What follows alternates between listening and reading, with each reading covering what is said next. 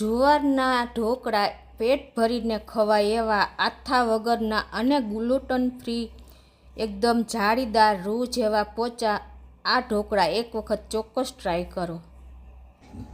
Hello friends, super magic રસોઈમાં મિત્રો હું આપનું સ્વાગત કરું છું. આજે હું જુવારના ઢોકળાની રેસીપી તમારી સાથે શેર કરું છું.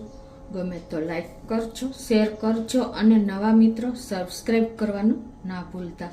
બાજુમાં રહેલ બેલ આઇકનને પણ પ્રેસ કરજો, જેથી કરીને લેટેસ્ટ વિડીયોની માહિતી ડેઈલી મળતી રહે. અને બાજુમાં રહેલ લાઇક બટનને પણ પ્રેસ કરજો, જેથી કરીને અમને અમુક પોઈન્ટ્સ મળતા રહે. તો હવે ઇન્ગ્રેડિયન્ટમાં આપણે 1 કપ જુવારનો લોટ લીધો છે. એની સામે આપણે રવો લેશું 1/4 કપ, પછી આપણે દહીં લેશું 1 કપ અને પાણી લેશું, મીઠું લેશું. પછી આપણે ચટણી બનાવવા માટે ધાણા ભાજી છે, ફુદીનો છે, લીમડો છે, આદુ છે, મરચાં છે, પછી આપણે ડાળિયા છે, તલ છે, લીંબુ છે, ઈનો છે, તેલ લેશું. તો બનાવવાનું ચાલુ કરીએ. તો આપણે અત્યારે આ 1 કપ જુવારનો લોટ ચાળીને લીધો છે. મિત્રો, આપણે દાળ ચોખાના ઢોકળા, રવાના ઢોકળા બહુ ખાધા, પણ એકદમ હેલ્ધી અને પચવામાં હલકા એવા આપણે આજે જુવારના ઢોકળા બનાવીએ છીએ. તો 1 કપ જુવારના લોટ સામે આપણે 1/4 કપ રવો નાખી દેશું. અને હવે આ બે મિક્સ કરી અને એમાં આપણે 1 કપ દહીં નાખી દેશું. પહેલાં બે લોટ મિક્સ કરી લઈએ.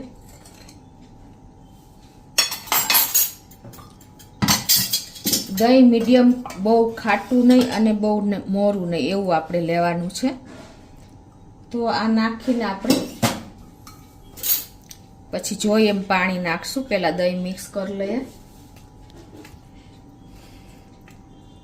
અને આપણે બેટર તમને કન્સિસ્ટન્સી બતાવું કે ઢોકળાનું બેટરની આપણે જે કન્સિસ્ટન્સી હોય છે ને એવું કરવાનું છે. તો અત્યારે હું થોડુંક પાણી પણ નાખતી જાઉં છું. તમારે જો પીળા ઢોકળા કરવા હોય તો તમે હળદર પણ નાખી શકો છો. આપણે આમાં આથો લાવવાની ઝંઝટ વગર ઇન્સ્ટન્ટ ગમે ત્યારે તમે બ્રેકફાસ્ટમાં કે ડિનરમાં બનાવી શકો છો. એ એકદમ 10 થી 15 મિનિટમાં જ બની જશે. તો આ રીતે આપણે હજી બેટર થોડુંક થીક છે, એટલે કે કન્સિસ્ટન્સી હજી પરફેક્ટ નથી આવી, તો આપણે થોડુંક પાણી વધારે એડ કરશું. એની ટાઈમ તમારે બાળકોને લંચમાં કે આપણે બ્રેકફાસ્ટમાં આપવા હોય ને તો આ એકદમ પચવામાં હલકા હોય છે, એટલે ગમે ત્યારે તમે આને લઈ શકો છો, ચોમાસું હોય કે ઉનાળો હોય.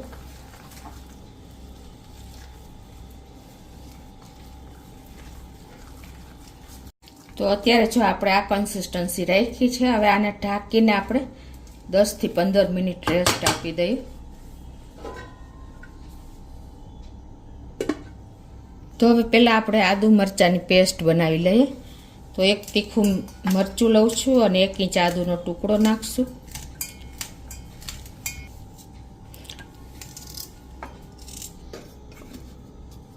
તો આ રીતે આપણે પેસ્ટ રેડી થઈ ગઈ છે. તો એક વાટકીમાં લઈ લઈએ. હવે આપણે ઢોકળા માટેની ચટણી તૈયાર કરશું. તો એની માટે આપણે 2 થી 3 લીલા મરચાં નાખશું, તીખા કે મીડિયમ સાઈઝ એવા. 1 ઇંચ જેવું આપણે આદુ પણ નાખી દેશું. અને આપણે 1 ટેબલ સ્પૂન જેવા ડાળિયા નાખી દેશું. અને 4 થી 5 લીમડાના પત્તા નાખી દેશું. લીમડો આપણે આમ નથી ખાતા, પણ ચટણીમાં નાખીને તો ટેસ્ટ સરસ આવશે. અને આપણે 10 થી 12 ફુદીનાના પત્તા નાખી દેશું. અને 2 ટેબલ સ્પૂન જેવી આપણે ધાણા ભાજી પણ નાખી દેશું. ટેસ્ટ એકોર્ડિંગ 1 ટીસ્પૂન જેવું મીઠું નાખી દઈ. 1 ટીસ્પૂન જેવી ખાંડ નાખી દેશું. અડધા લીંબુનો આપણે રસ નાખી દેશું. અને ચટણીનો colour as it is green રહે ને એના માટે આપણે અત્યારે 2 ક્યુબ આઈસના નાખી દેશું. અને હવે આને આપણે પીસી લઈએ. તો આ રીતે જો આપણે ચટણી પણ ઢોકળા માટેની તૈયાર થઈ ગઈ છે. ઢોકળા સાથે ખાવી હોય એટલે થોડીક આપણે પાતળી રાખશું. તો આપણી ચટણી પણ રેડી છે.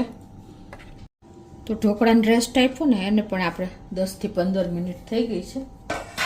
તો હવે એમાં આપણે આદુ મરચાંની જે પેસ્ટ બનાવી છે એ નાખી દઈ, 1 ટેબલ સ્પૂન જેવી. તમે તમારા ટેસ્ટ એકોર્ડિંગ વધઘટ કરી શકો છો. અને 1 ચમચી જેવું આપણે મીઠું નાખી દેશું. અને 1 ટેબલ સ્પૂન જેવું તેલ નાખી દઈ, કેમ કે ઢોકળા ઠંડા થાય ને તો પણ એ જ ઠંડા એકદમ સોફ્ટ રહેશે. અને આ બધું હવે આપણે મિક્સ કરી લઈએ.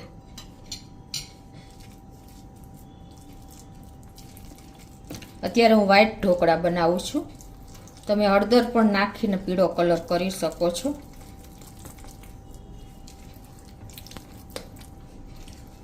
તમને જરૂર લાગે તો બેટર થોડુંક પતલું પણ કરી શકો છો, પણ આપણે આગળ જોઈએ કે હજી આમાં આપણે ઈનો એડ કરશું.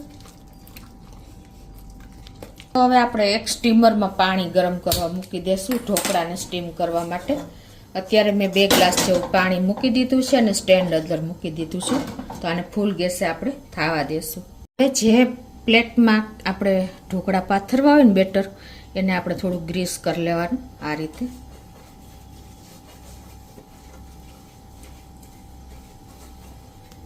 હવે આપણે આટલા બેટરમાં 1 પેકેટ ઈનોનું નાખી દેશું.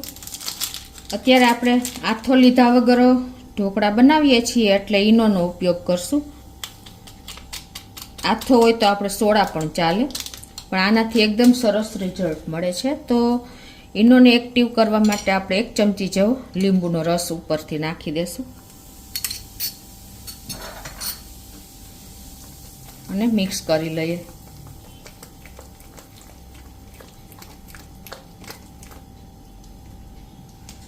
બેટર થોડુંક થીક લાગે છે તો 1 ટેબલ સ્પૂન જેવું આપણે પાણી નાખી દઈએ. તો અત્યારે પરફેક્ટ જો આપણે ઈનો નાખ્યા પછી બેટરની કન્સિસ્ટન્સી આવી પોરિંગ કન્સિસ્ટન્સી હોવી જોઈએ.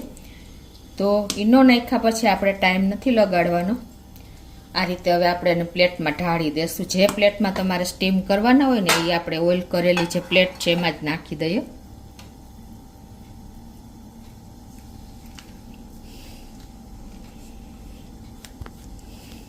તો હવે આપણે આ રીતે પ્લેટમાં ઢાળી દીધું છે. ઉપરથી થોડુંક લાલ મરચું પાવડર અને થોડોક મરીનો પાવડર નાખી દઈએ, 1 ટીસ્પૂન જેવું બને.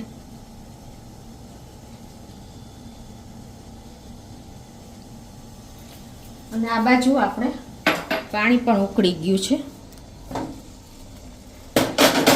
તો એમાં આપણે આ પ્લેટને મૂકી દઈએ.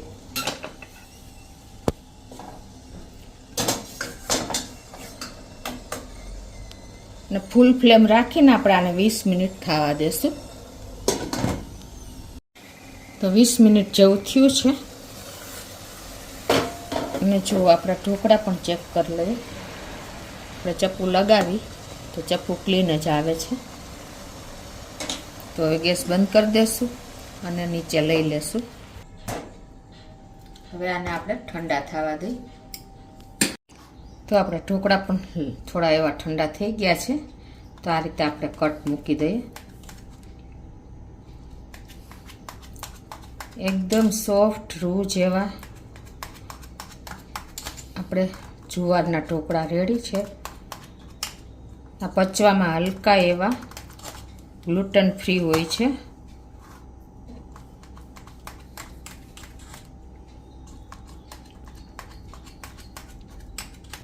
ઉપરથી આપણે એક વઘાર રેડી દેશું. તો એક વઘારિયામાં આપણે 1 ટેબલ સ્પૂન જેવું તેલ મૂકી દઈ ગરમ કરવા.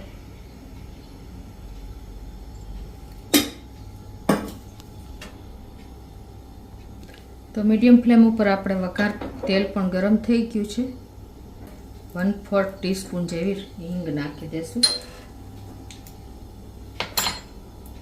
1 ટીસ્પૂન જેવા તલ નાખી દેશું અને 1 લીલા મરચાના કટકા નાખી દેશું. 4 થી 5 લીમડાના પત્તા નાખી દેશું.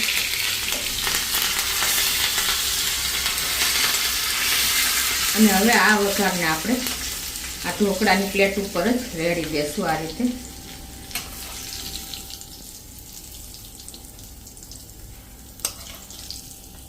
તો આપણા જુવારના એકદમ ગ્લુટન ફ્રી પચવામાં હલકા એવા આપણા ઢોકળા રેડી થઈ ગયા છે. જુઓ મિત્રો, છે ને એકદમ સરસ આપણા રૂ જેવા સોફ્ટ બન્યા છે. ગરમ છે એટલે હું ટચ નહીં કરી શકું.